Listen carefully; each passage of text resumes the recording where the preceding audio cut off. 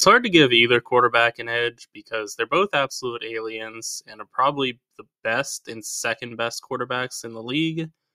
But Josh Allen had a nice 69 quarterback rating, whereas Patrick Mahomes had a less impressive 63.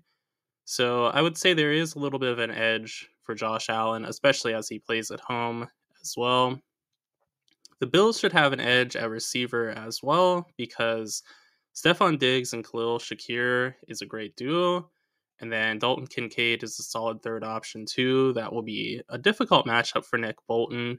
But one thing to monitor is that Stephon Diggs has really struggled against the Chiefs in recent memory.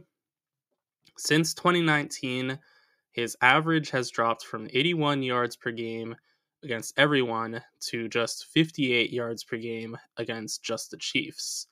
So the Chiefs have really handled Diggs well in the past, which is really key because that's their number one receiver, and Shakir is a solid number two option. He's been solid for about half of the year, but everything falls into place when Diggs plays at a high level.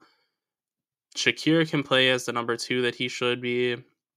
Kincaid isn't asked to do too much. If Diggs is shut down, this offense really slows down a whole lot. So it'll be interesting to see what happens with Diggs in this game, if he struggles again, or if he can break through and finally have a consistent game against the Chiefs, because he's had one other good game against the Chiefs and he went for about 125 yards where he just absolutely figured things out. But that's a rarity with him. Most of the time he's posting far less yards and just not really being a reliable option for Allen. As far as the offensive line is concerned for Buffalo too, Buffalo's O-line has really improved. They ranked 11th in PFF's pass blocking grade, which is the exact same as what Kansas City's pressure rank is too. So it should be a good matchup where neither side has a real edge against each other. But one thing to monitor, again, is that Chris Jones should really cause havoc because he just always does. And Mitch Morse and Connor McGovern are both solid pass protectors, so they should help minimize Jones's damage. So Cyrus Torrance is a weakness for the Bills, as he's not a great pass protector and really wasn't a great run blocker either this year. So that should be something that Steve Spagnuolo looks to target, and if he can get Jones either through stunts or just through blitzing to ensure that he gets a one-on-one matchup against Torrance, that could be a problem for the Bills, because as great as Josh Allen is, pressure up the middle is going to be a bit problematic. He can evade the pressure and still make plays, but it's going to limit what he can do a fair amount. Rushing-wise, Buffalo is second in rushing expected points added, and Kansas City is dead average at 15th in rushing success rate allowed. So Buffalo should be able to run on Kansas City a fair amount, be it with Josh Allen or with Cook as well, because Josh Allen is really the head of their rushing as well, because he just is phenomenal, and it seems like he is guaranteed to get you 6 yards a carry, which is just elite rushing. He's also prone to drag a defender or two with him along the way, so even if they do play good defense, it may not be enough because Josh Allen is just so strong, he might be able to pull the defense along with him. Shifting to Kansas City's offense, though, Tyrell Dodson is a great cover linebacker that should be able to limit Travis Kelce. Teron Johnson should also be able to handle Rashee Rice, too.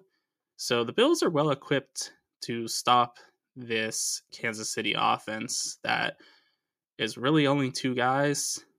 But the thing is, Kansas City, though they don't have reliable weapons beyond those two, Buffalo is going to be without their number 2 corner, Christian Benford, and they also may be without their number 1 corner, Rasul Douglas as well. So though Kansas City has lackluster options beyond Rashee Rice and Travis Kelce, Kansas City's options might look better than they actually are because Buffalo is just going to be so short-handed possibly.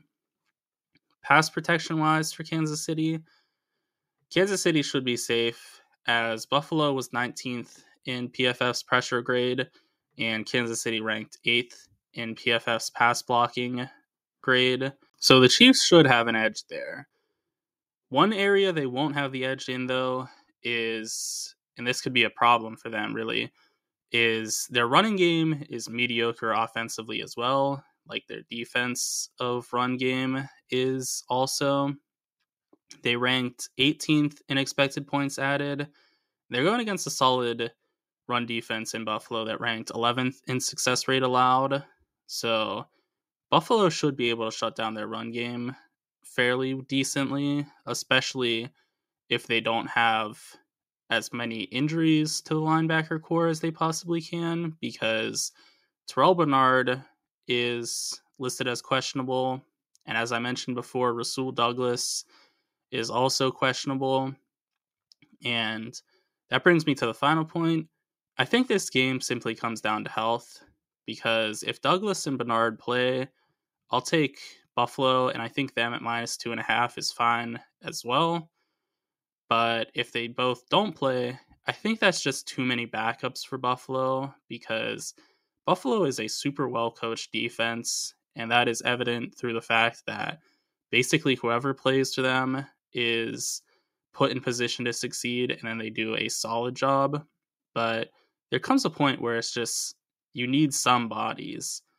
And if Douglas and Bernard don't play, I really think that's just too many backups. That's basically half of your defense at that point that's not playing. So I think that'll be the defining feature. If Douglas or Bernard play, I think the Bills have enough to win. If not, I think the Chiefs are the right pick straight up.